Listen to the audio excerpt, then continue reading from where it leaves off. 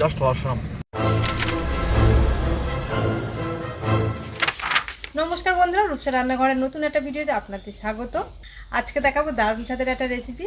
খেতে লাগবে ফাটাফাটি, কিন্তু খুব সহজ পদ্ধতিতে আর খুব তাড়াতাড়ি রেসিপিটা বানানো যায়। তাহলে চলুন ঝটপট দেখিয়ে দিই। আজকে বানাবো দই চিংড়ি। এই যে চিংড়িগুলো আমরা এখানে কেটে নিয়েছি, খুব বেশি বড় নয় আবার খুব ছোট নয়। এই যে এখানে আমরা আদা, রসুন, কাঁচা লঙ্কা আর পেঁয়াজ নিয়েছি। পেঁয়াজটাকে গ্রেট করে নেবো, আদা, রসুন আর কাঁচা লঙ্কা এক জায়গায় থেতো করে নেব। কিছু কাঁচা লঙ্কা গোটা লাগবে আর কিছু কাঁচা লঙ্কা আদা রসুনের সঙ্গে একটু থেতো করে নেব।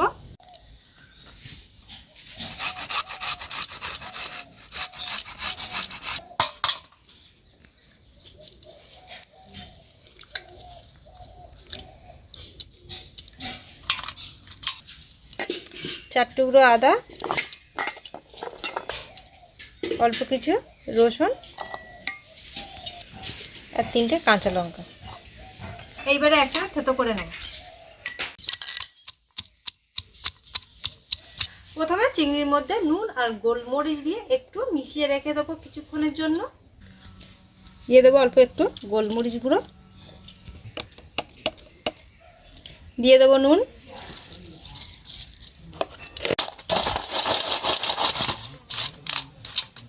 কড়াইতে প্রথমে শুকনো খোলায় কিছু গোটা গরম মশলা একটু ভেজে নেব। একটু ভেজে নিয়ে তারপরে এটাকে গুঁড়ো করে নেব।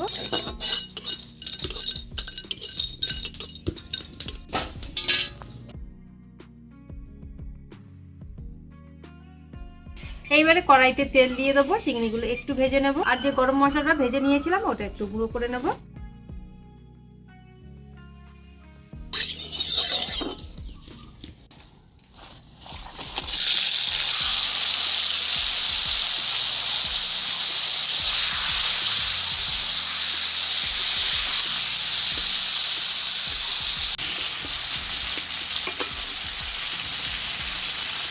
চিংড়িটা খুব বেশি কড়া করবো না, হালকাভাবে ভেজে তুলে নেব।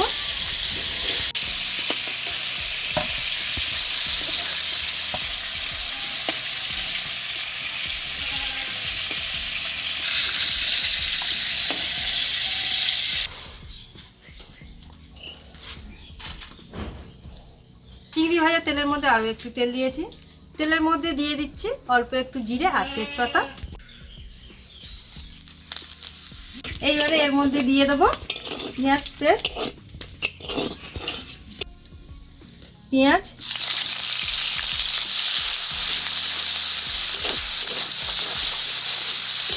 এইবারে দিয়ে দেবো আদা রসুন আর কাঁচা লঙ্কা থেতো করা।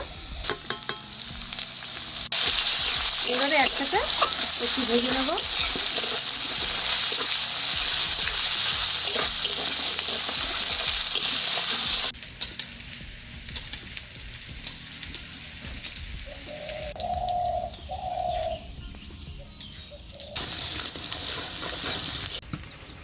পেঁয়াজ আদা রসুন খুব ভালো মতো ভেজে নিয়েছি। এইবারে দিয়ে দেবো ফেটানো টক দই, দিয়ে দেবো টক দই,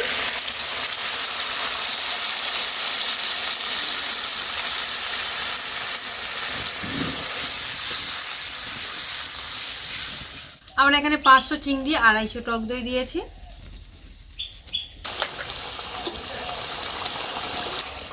দই থেকে তেলটা ছেড়ে দিয়েছে। এইবারে দিয়ে দেবো নুন, এইবারে দিয়ে দেবো স্বাদ মতো নুন, 1/2 চামচ চিনি, 4টে কাঁচা লঙ্কা,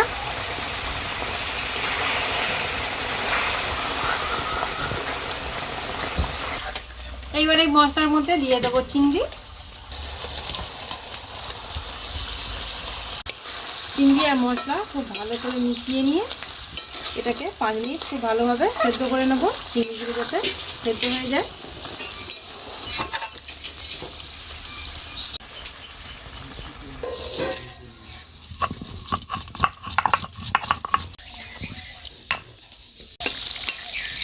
পাঁচ মিনিট চিংড়িটাকে সেদ্ধ করে নিয়েছি। এইবারে দিয়ে দেবো ভেজে রাখা গোটা গরম মশলা গুঁড়ো আর সব শেষে দিয়ে দেবো ওপর থেকে ঘি।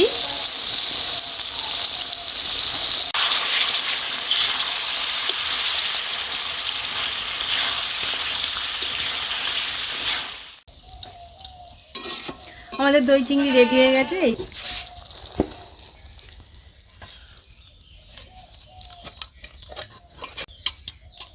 এখানে দই চিংড়ি রেডি হয়ে গেছে আর আমরা এখানে দই চিংড়ি একটু চূর্ণ চূর্ণ করেছি। আপনারা যদি গ্রেভি খেতে চান অল্প একটু জল দেবেন, তাহলে গ্রেভিটা খুব সুন্দর হবে।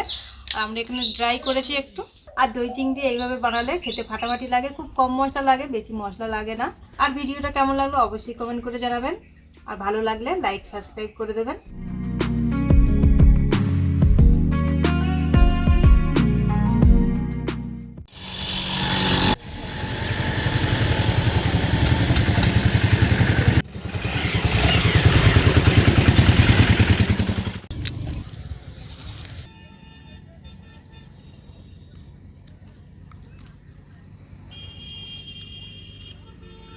পন্ত কিরম লাগে?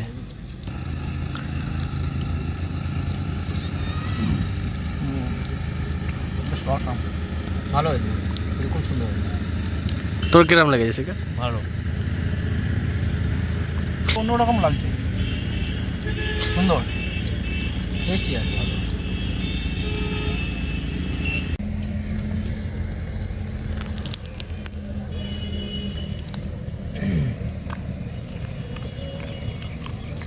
জাস্ট অসাম, বলে বোঝানো যাবে না।